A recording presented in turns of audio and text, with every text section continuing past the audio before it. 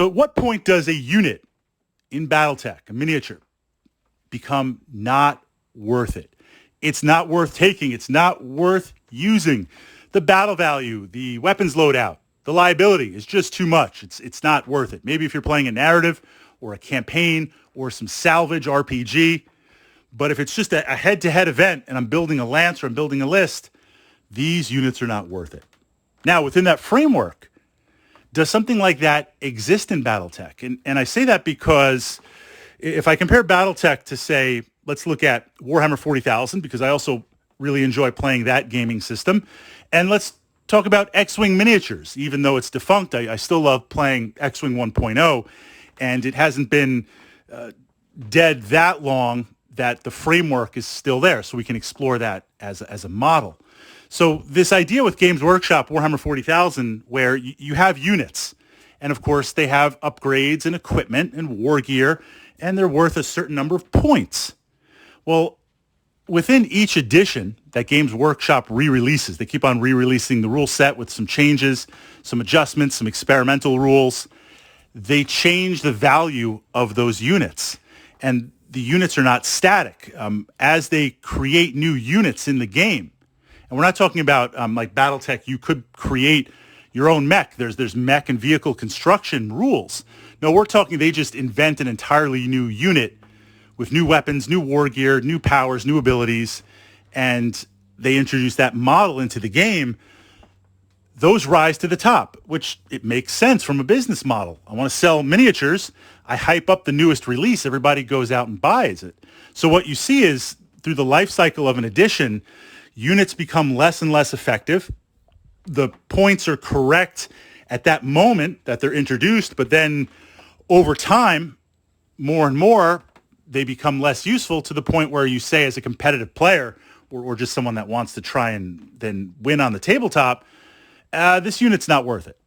Now, on the X-Wing miniature side, we have ships as they're released, and they'll come with some cards. They'd come with some upgrades. But we see that now these cards and upgrades that would come with one ship, unless they were specific for that ship, the missiles, the equipment, that could be ported. Those cards could be ported, taken, and swapped into other ships.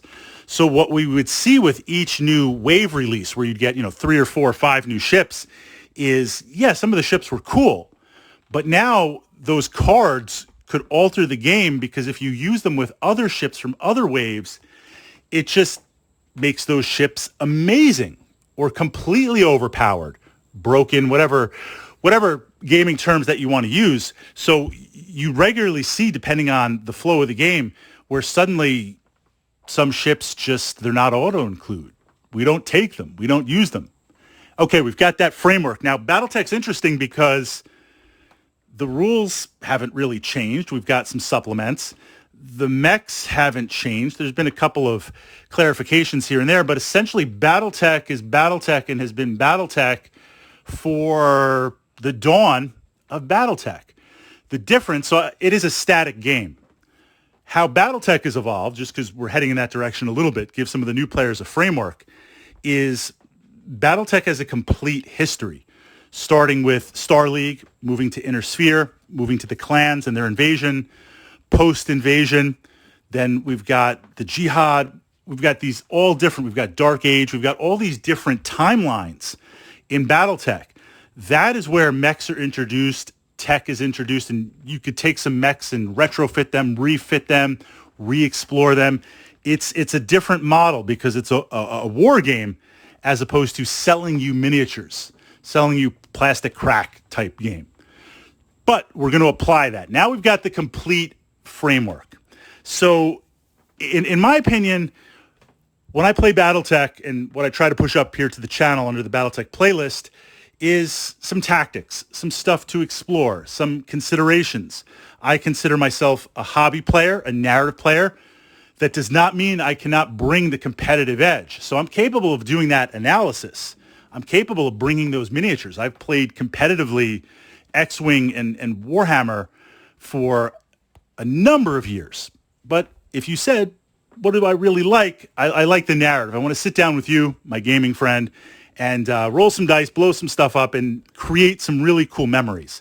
I want something cool to happen on the tabletop. I want us to remember this moment and talk about it for years, while I try to put down a really good game for you to play, to fight. So I'm going to give it my all.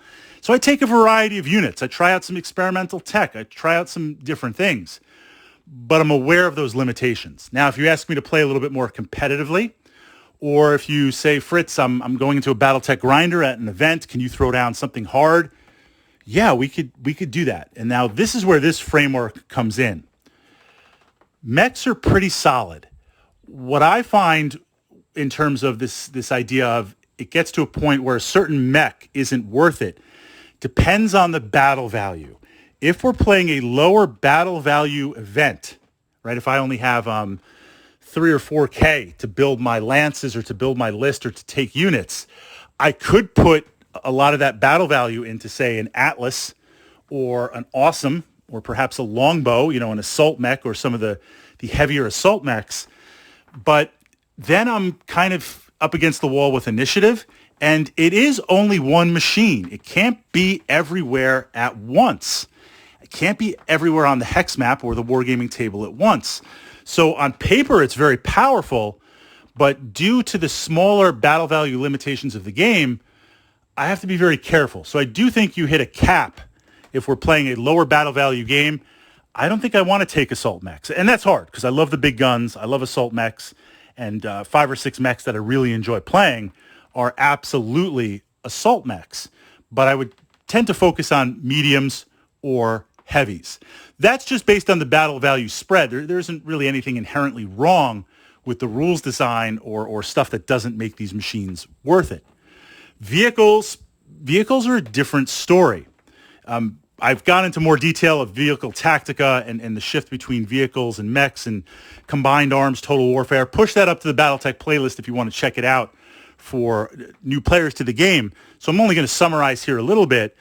The idea, vehicles are cheaper in terms of battle value because, and I am simplifying things a little bit here. Again, I've gone into greater detail in the archive. They're cheaper in battle value because what balances out in theory is the motive hits. They get hits to the wheels, to the tracks, to the pads, to the hovers, whatever. And it chews down their ability to move. And eventually it immobilizes them. There's also a number of really, really nasty, critical hits, turret locks, stabilizer destruction, that causes a lot of problems with how they operate. And depending on the terrain, there are some terrain scenarios where vehicles either can't pass the terrain or it becomes very, very dangerous, where for the most part, mechs can jump over it or mechs can just stomp your way through it. That's the offset. So if you're like, whoa, Shrek PPC carrier, 3 PPCs for this battle value, that's broken. Short-range missile carrier with 30 short-range missiles, 6-packs. I don't think it has 30, but I think it's got like 12. It's got something crazy. You're like, that's broken, right? But with the rules, that's where it irons out. So within that, I find, if we're talking about playing competitively, the super heavy or heavier 85 plus ton tanks, there's too many liabilities in that the battle value, even though it's less than a mech, is still very high for a vehicle. And it's only one vehicle. It's only one initiative point that it's going to give me. And it can take a lot of damage. It can even take a lot of crits. But those motive hits are just absolutely deadly. Or the vehicles are so slow, urban mech is outrunning them. So at those higher battle value games, even though I can afford the buy-in, it's just not going to have the same play. I'm an example, and I own 2 of these miniatures. The Behemoth battle tank. This is a 100-ton tank. It is designed to scrap mechs. The counterpart in a different universe would be an Ogre battle tank. It would be probably a Mark IV or Mark V. It's got a lot of killie. It's got a lot of guns. It's got a lot of armor. But it's so slow, which right away switches it, forces it to kind of be on the defensive.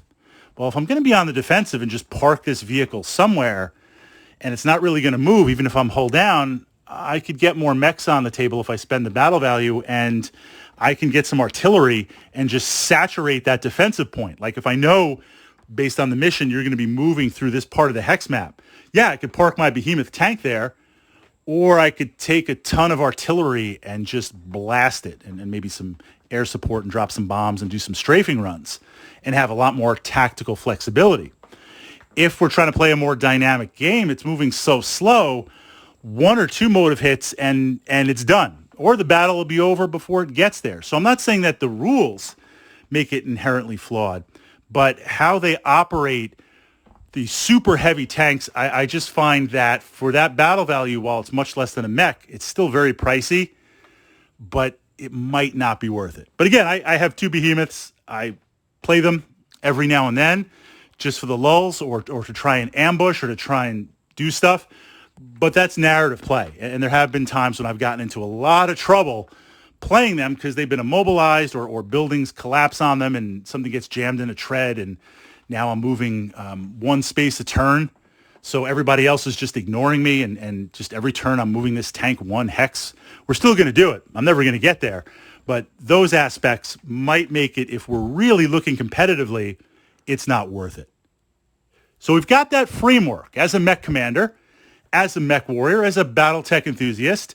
If I step back from the narrative a little bit, are there certain units inherent in Battletech that are just not worth it? They're massive underperformers. There's too many liabilities, or based on the battle value, the tonnage, the C-bills, whatever internal formula you're using to calculate their value, where you say, Fritz, I hear you, but these units, this list, just no. Don't play them. Don't play them. Pour that battle value into something else.